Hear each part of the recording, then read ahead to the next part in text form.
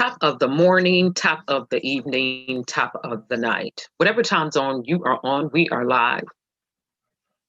Breaking news in the state of Michigan.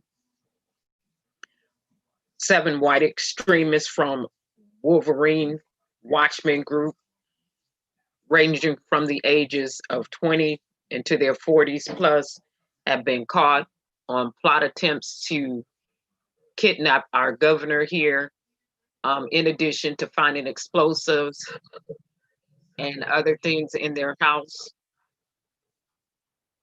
Let's get to it.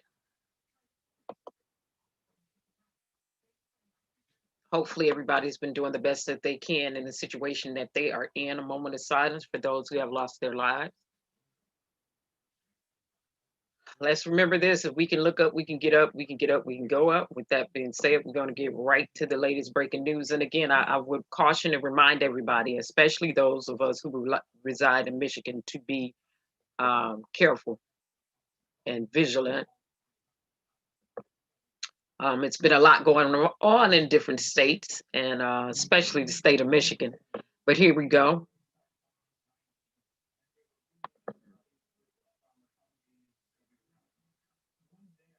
Again, those who have plotted from a white extremist groups to kidnap Gretchen Whitmer have been arrested. And they'll be charged and possibly do life in prison. All right. Again, I would like to remind everybody to be vigilant and to be careful. To the men and women of the Michigan State Police, the FBI, and any additional agencies that assisted in this investigation. They not only worked tirelessly over the course of the last 24 to 48 hours, but also since the beginning of this investigation. So thank you, job well done. To the partners here today, I want to express our gratitude for the support and the cooperation, the partnership that all of us here are demonstrating. This case is one of the largest cases in recent history that the MSP has been involved in. And I think that the nature of this case is rather unprecedented, but it does send a very vivid reminder that while we may be in a time period of discourse, possibly even divisiveness and fighting across the nation, law enforcement stands united. And for those who think that law enforcement is distracted, let me assure you that we are very much engaged with taking our responsibility to protect the public very seriously. We took an oath to protect and defend and to serve, and together we will take swift action against anyone who is planning or seeking to commit violence or harm to anyone in the state of Michigan. Thank you again for the cooperation, and I will now turn it back to Attorney General Nessel.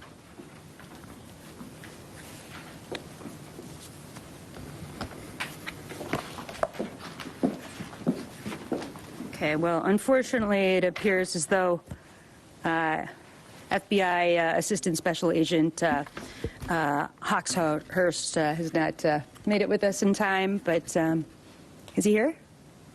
He's on his way? Okay, well, if he gets here when I'm done speaking, I will try to speak slowly so that we can make time for his appearance.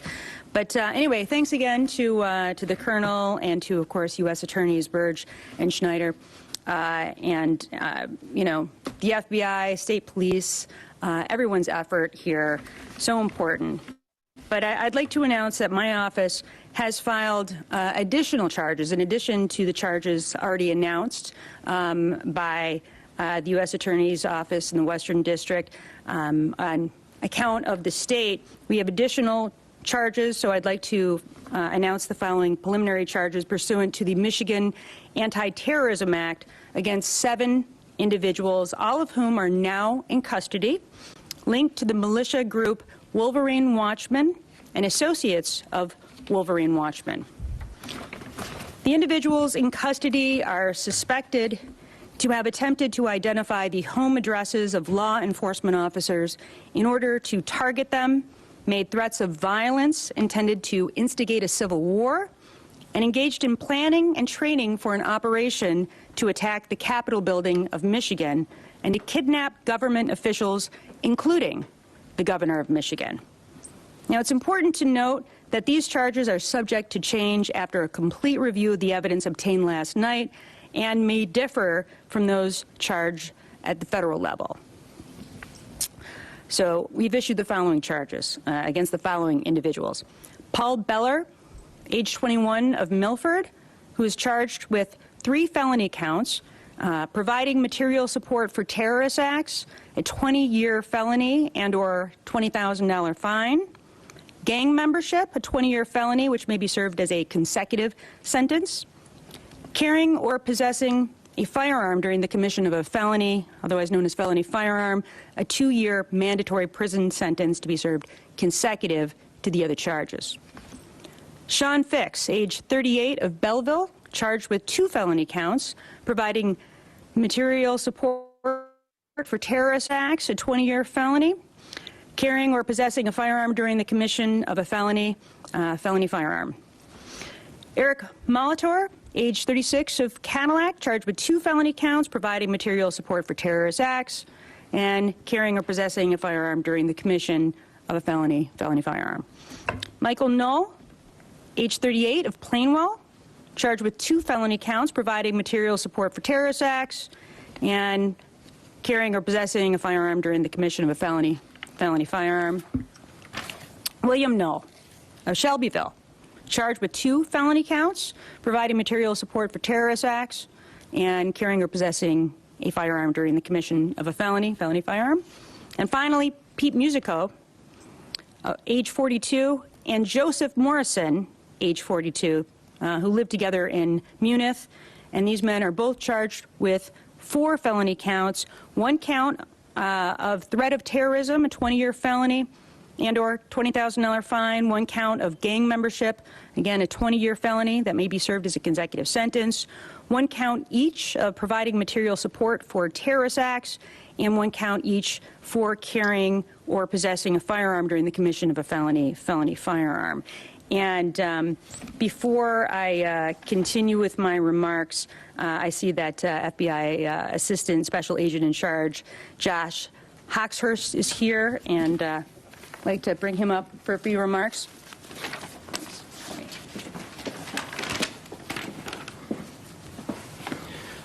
Good morning. Thank you.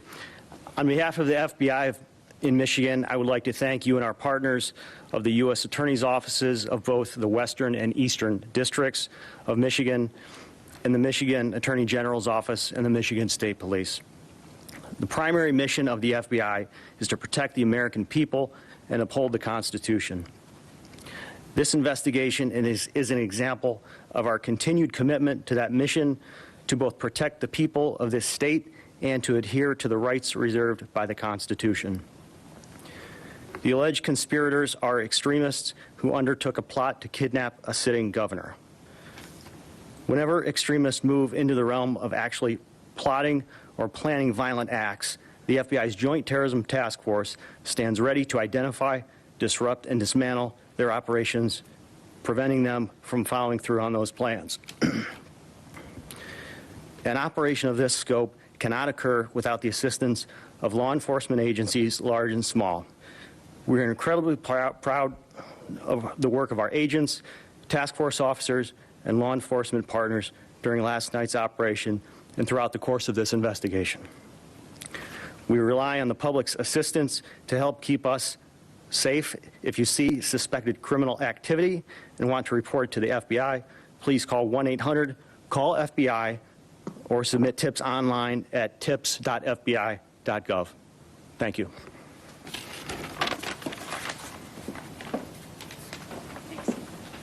Thank you, Special Agent. Well, with that, I just want to do a few things. First of all, I think it's important to give a shout out, at least to my staff, since I have the ability to do that, since we're in our home offices here. And I just want to with deep gratitude, thank Solicitor General Fadwa Hammoud, Chief Deputy Christina Grassi, Chief of our Criminal Division, Danielle Hackeman Clark, John Pallas, our First Assistant in our Criminal Division, the Head of our Hate Crimes Division, Sunitha Dadamani, and Tom Fabus, who is the Chief of our Investigative Unit. So I wanted to say thanks to all of you. And in addition, of course, it's always important, again, to reiterate that a criminal charge is merely an allegation and the defendants are presumed innocent unless and until proven guilty. But with that, I want to thank everyone up here in law enforcement and everyone who participated in this matter and who will continue, of course, to participate in this matter for their incredible efforts, their very brave efforts over the course of the past many months, and to say to them that your efforts have left the people of this state safer and the instruments of our government stronger. And I know that I speak on behalf of Michiganders all across this state when I say that we are grateful and we are indebted to you for your actions. So thank you very much. All right. So a little backdrop of the story is they had somebody who was actually on the inside who had been wired up attending the meetings from this group. They had been wearing a wire and attending the meetings of this group.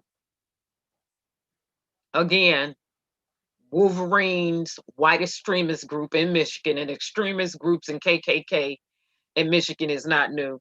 Unfortunately, they've been here forever, but they have been caught, and somebody was wired up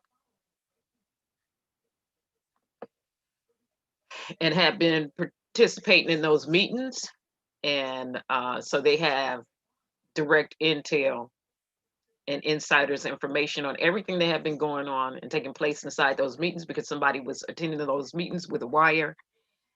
And these gentlemen have been arrested and are in custody right now, and they will be receiving different charges. You saw the Attorney General's office lay out her charges, the Michigan State Police lay out their charges, and then the FBI. So yeah, with that being said, latest breaking news from Michigan. You all have a pleasant evening and a pleasant night. And stay safe and be careful, everybody. Bye-bye.